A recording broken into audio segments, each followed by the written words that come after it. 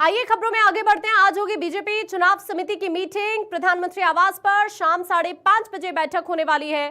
राज्यसभा चुनाव के उम्मीदवारों के नाम पर यहां मंथन किया जाएगा। गृह मंत्री अमित शाह, बीजेपी अध्यक्ष नितिन नवीन यहां शामिल होने वाले हैं।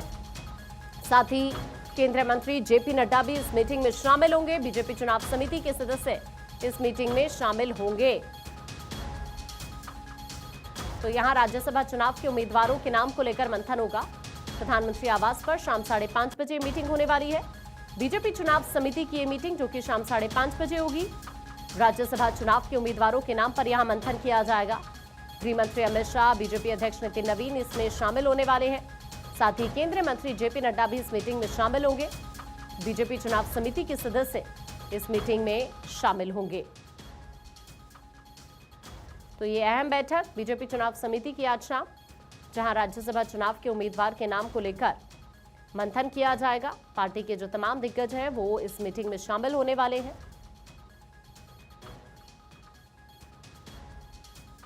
आज शाम 5:30 बजे का वक्त रखा गया है इस बैठक का, जिसमें केंद्रीय मंत्री जेपी नड्डा, गृह मंत्री अमित शाह, बीजेपी अध्यक्ष नितिन नवीन, ये तमाम वो चेहरे हैं जो कि इस मीटिंग में शामिल होंगे। पॉलिटिकल एडिटर अदिति नागर इस वक्त हमारे साथ जुड़ रही हैं। अदिति, क्या मायने निकाले जाएं इस मीटिंग के, कितने इंपॉर्टेंट ये बैठक? देखिए, बेहद खास 18 जून को चुनाव है राज्यसभा के, और उन 24 सीटों पर ये तय होना है कि कौन होंगे कैंडिडेट। तो आज प्रधानमंत्री के आवास पर होगी। दरअसल ये बैठक क्या है? ये बैठक चुनाव समिति की बैठक है और बेहद खास है क्योंकि चुनाव समिति की बैठक में कैंडिडेट्स के नाम तय होते हैं और जो जितने भी चुनाव समिति के सीईसी के जो सदस्य हैं वो इस बैठक में हिस्सा लेंगे। और बहुत महत्वपूर्ण ये बैठक होने वाली है क्योंकि जो राज्यसभा चुनाव के जो कैंडिडेट्स हैं उनके नाम पर मोहर लगेगी। राजस्थान से कौन जाएगा, जितने भी जो 10 राज्यों के जो चुनाव हैं उनके कैंडिडेट्स का नाम यहाँ पर फाइनल होगा। राज्यसभा चुनाव के उम्मीदवारों के नाम को लेकर चर्चा होगी। शाम 5:30 बजे प्रधानमंत्री के आवास पर ये बैठक होगी। बैठक में बीजेपी के अध्यक्ष नितिन नवीन, गृह मंत्री अमित शाह, जेपी नड्डा और जो भी चुनाव समिति के सदस्य हैं वो तमाम लोग इसमें हिस्सा लेने वाले हैं। और जो इलेक्शन कमेटी की ये बैठक है, राज्यसभा के लिए उम्मीदवारों के नाम का मंथन किया जाएगा। विभिन्न राज्यों के पार्टी के संभावित उम्मीदवारों के नाम पर आज अंतिम चर्चा फाइनल हो जाएगा, नाम पर मोहर लग जाएगी। ठीक है दीदी, यानी ये माना जाए कि ये जो आज की मीटिंग है ये पूरी तरह से, एक तरह से ये कहा जाए कि यहाँ पर जो उम्मीदवार के नाम हैं वो आज ही फाइनल कर लिए जाएंगे और फिर ऐलान भी जल्दी कर दिया जाएगा चेहरों का।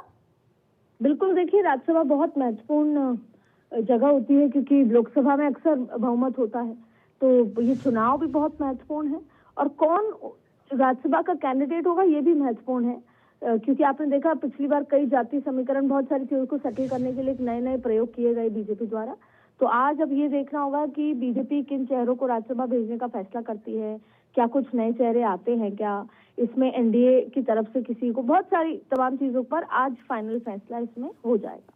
ठीक है दीदी, तो देखिए आपको ये बताएं कि आज की मीटिंग अपने आप में काफी इंपॉर्टेंट रहने वाली है। 5:30 बजे प्रधानमंत्री आवास पर यह बैठक होने जा रही है, तो अपने आप में ये आज की बैठक काफी इंपॉर्टेंट। आदित्य, अगर देखा जाए तो किन किन समीकरणों पर पार्टी का फोकस रहने वाला है उम्मीदवारों को लेकर?